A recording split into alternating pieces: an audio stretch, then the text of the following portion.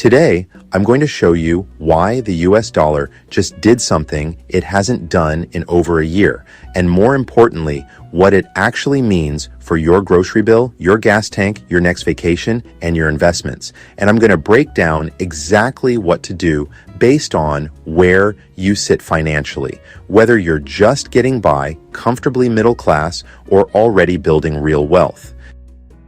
Let's start with what actually happened.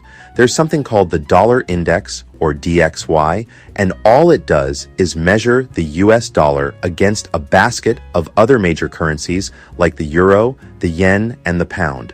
Think of it as a report card for the dollar's overall strength. Back in April of last year, when the tariff headlines were dominating the news, the dollar fell off a cliff and dropped below the 100 mark on that index. It had held above 100 for years before that. For more than a year, it stayed below that level. Recently, that changed. The dollar has climbed back above that 100 level, and it's been holding there. Now, before you get worried, this is some kind of prediction video. It's not. I'm not going to tell you the dollar is going to 110 or that it's about to crash again. Anyone telling you they know exactly where a currency is headed next is guessing dressed up as certainty. What I can tell you is what a stronger dollar actually does to your everyday finances, because that part isn't a guess, it's just math. Here's the simple version. When the dollar strengthens, it takes fewer dollars to buy the same amount of foreign currency. That sounds abstract, so let's make it concrete. If you're planning a trip to Europe or Japan, a stronger dollar means your money stretches further once you land.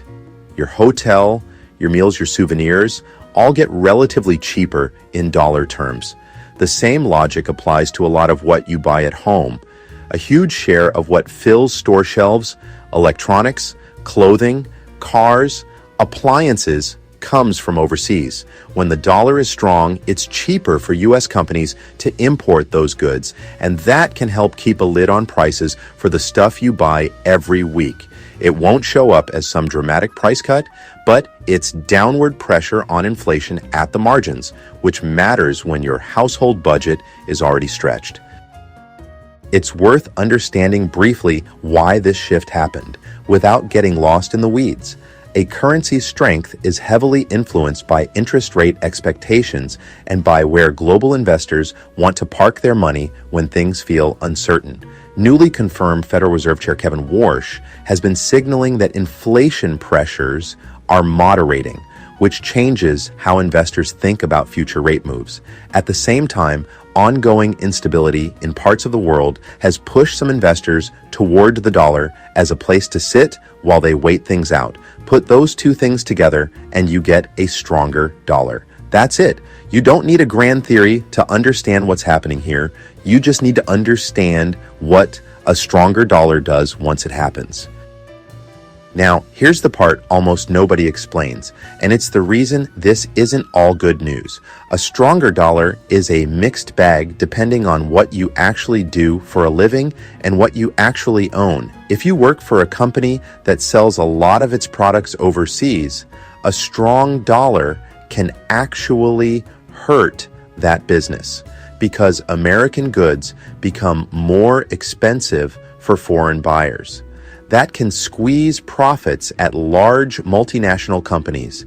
And if you hold those companies in your investment portfolios, you may see it show up there too.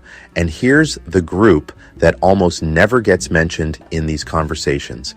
If you send money to family in another country, or if you're relying on income from investments or property overseas, a stronger dollar will quietly shrink the value of what you're sending or receiving. It's not dramatic. It's not a headline, but it's a real number on somebody's real bank statement every single month. I want you to hold on to that thought for a second, because later in this video, I'm going to show you the one type of investment that tends to move in the opposite direction of the dollar, and why that matters for how you think about balance in your own portfolio.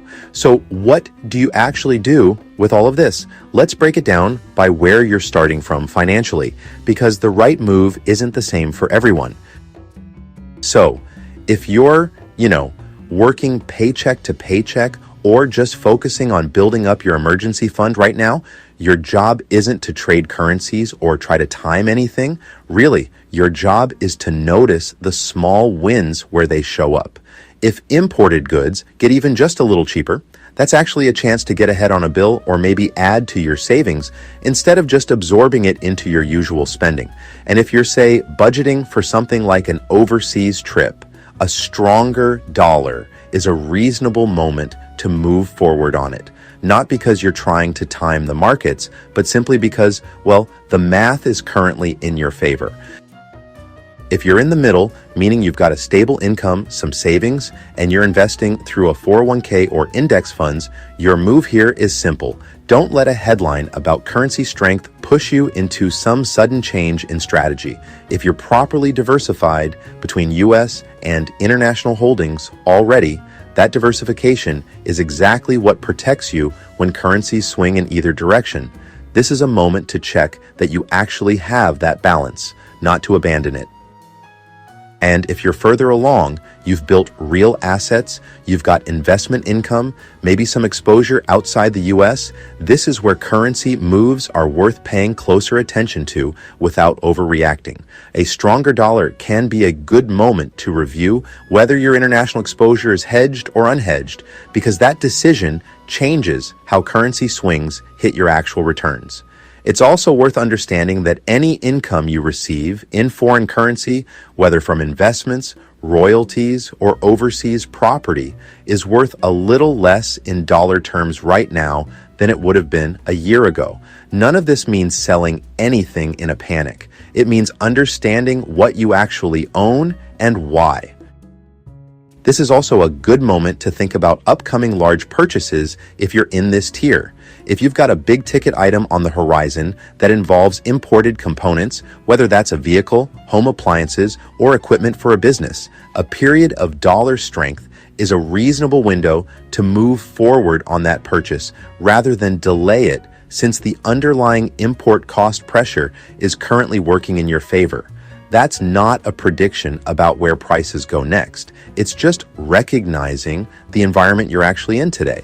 Now, back to that curiosity I mentioned earlier. Historically, gold and other commodities have often moved in the opposite direction of a strengthening dollar, since they're priced in dollars globally, and a stronger dollar makes them relatively more expensive for buyers using other currencies, which can cool demand. That's not a reason to chase gold, and it's not investment advice specific to you, but it's a useful thing to understand if you already hold any of it, or if you're wondering why an asset in your portfolio might be behaving differently than your stocks lately.